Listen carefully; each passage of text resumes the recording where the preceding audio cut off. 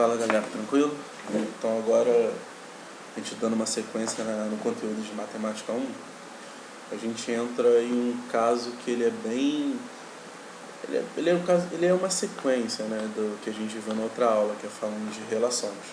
Aqui a gente viu um tipo específico de relação, que são as funções. Aí galera, olha o que a gente vai ter aqui. Primeiro, como é que a gente pode tentar caracterizar uma função? O que é o conceito de uma função? Dados conjuntos A e B não vazios, dizemos que uma relação f é chamada de função se e somente se para todo x pertencente a A existir um único y pertencente a B, tal que xy, o par ordenado xy, pertença à relação f.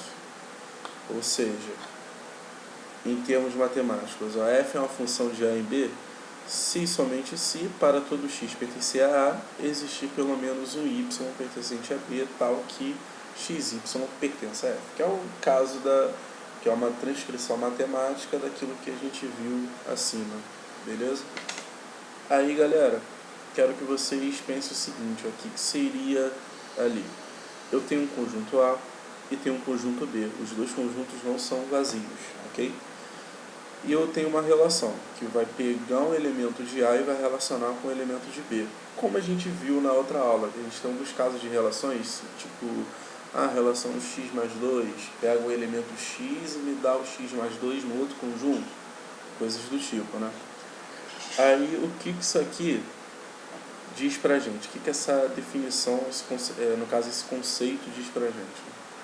Que você vai pegar todos os elementos da função, todos. Cada elemento, todos os elementos do conjunto A. Para ser função, a relação que eu fizer com todos os elementos de A, todos, sem exceção, vai ter que ser o seguinte: eu vou ter que pegar cada um dos elementos de A e cada um deles só podem se relacionar com um elemento de B. Só podem se relacionar com um elemento cada um. Certo? Num diagrama, a gente teria o seguinte: temos um conjunto A, que tem os elementos A, B e C, e o conjunto B, que tem os elementos D, E, F e G. Okay? Tem aqui o conjunto A e o conjunto B. Numa relação, de onde parte as setas, a gente chama de domínio. Para onde vão as setas, a gente chama de contradomínio. Beleza?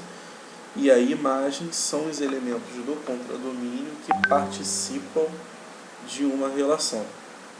Beleza, gente?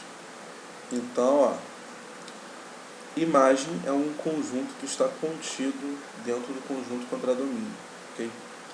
Aí vamos olhar o seguinte, ó, o conjunto A tem os elementos A, B e C, B, o conjunto B tem os elementos D, E, F e G, e eu tenho uma relação F que vai pegar um elemento de A e vai relacionar com o elemento de B.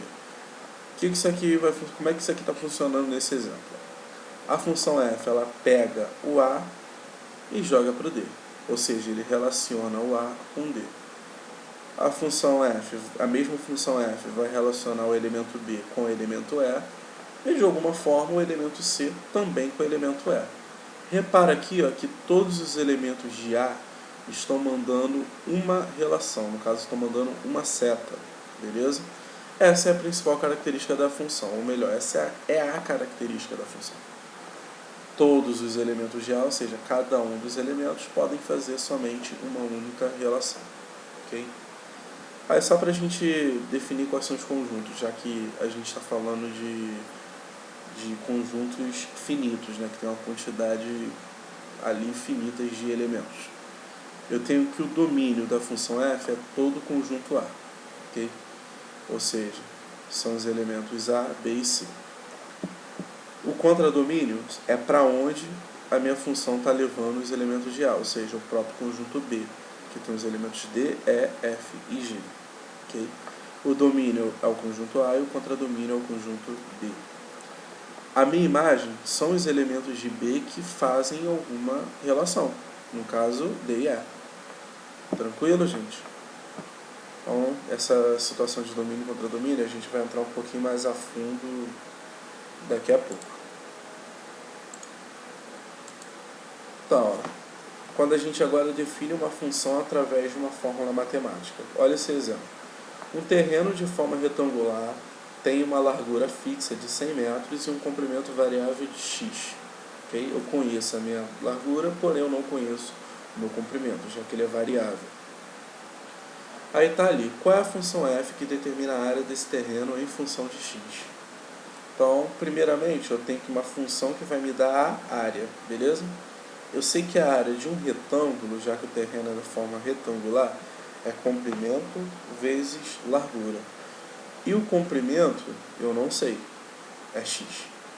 É o valor que eu não conheço. Ok? A largura é o fixo, de 100 metros. Se eu vou dizer que A é uma função de x, ou seja, é f em função de x, uma f de x, a gente tem que f de x vai ser igual a 100 vezes x. Ou seja, a minha área pode ser dada através dessa função que depende do x. Beleza, gente? Aí só um conceito aqui básico, que não está escrito na projeção. Esse x a gente chama de variável independente. Por quê? Porque eu posso pegar e jogar valores ali dentro, certo? De forma aleatória, desde que siga uma regra. Ou seja, não tão aleatória assim. Até porque, quais são as regras previstas aqui?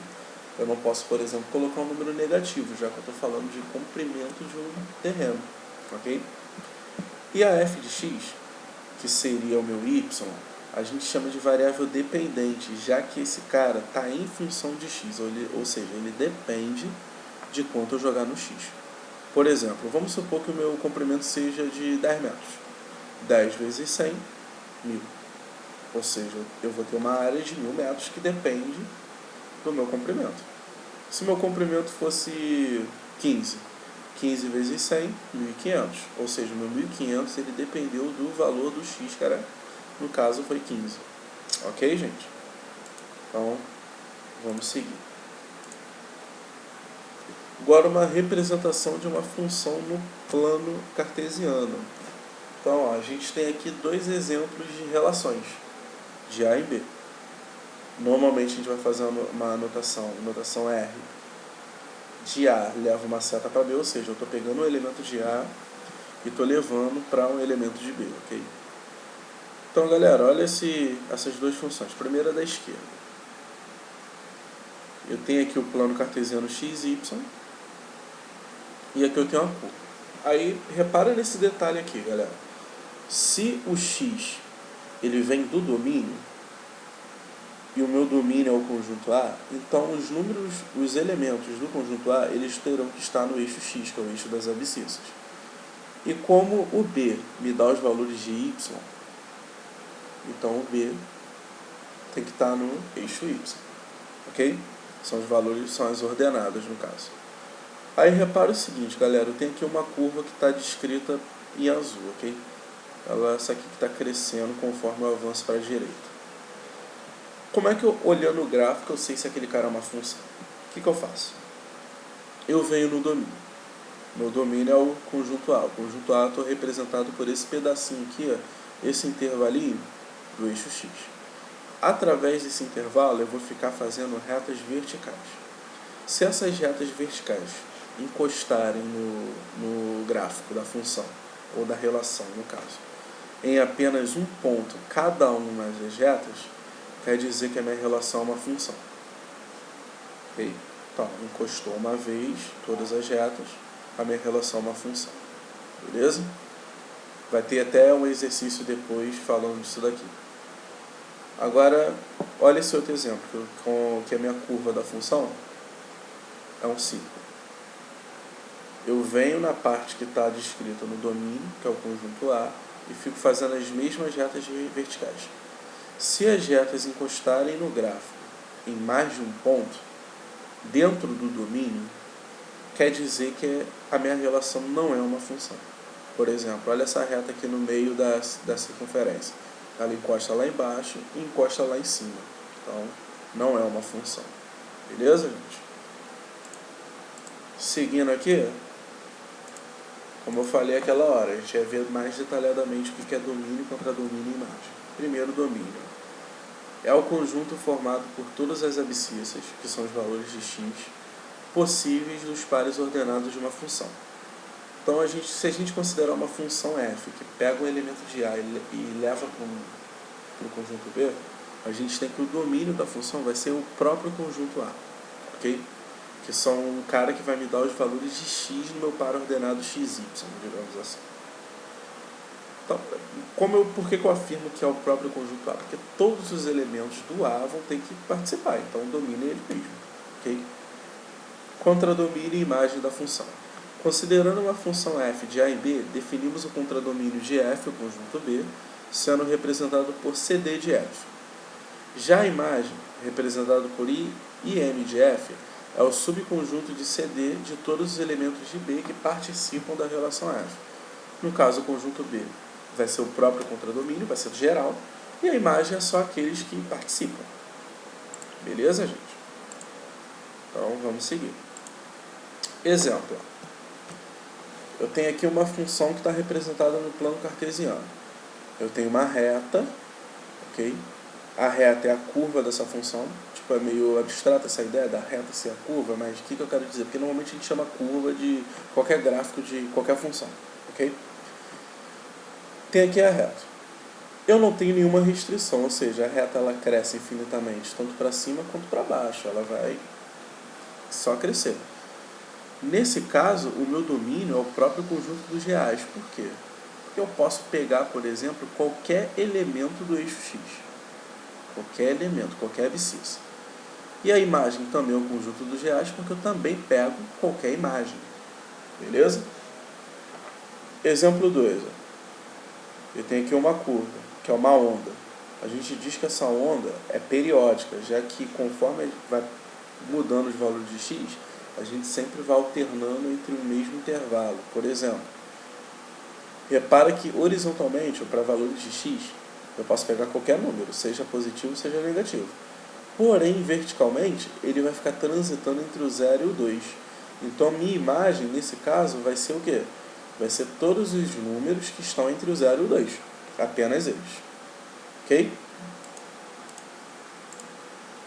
E agora, só dando duas relações rapidinho, que é a ideia de funções iguais e o crescimento ou decrescimento das funções, sendo que o último assunto a gente vai ver mais detalhadamente no futuro, quando formos analisar funções em específico, ok?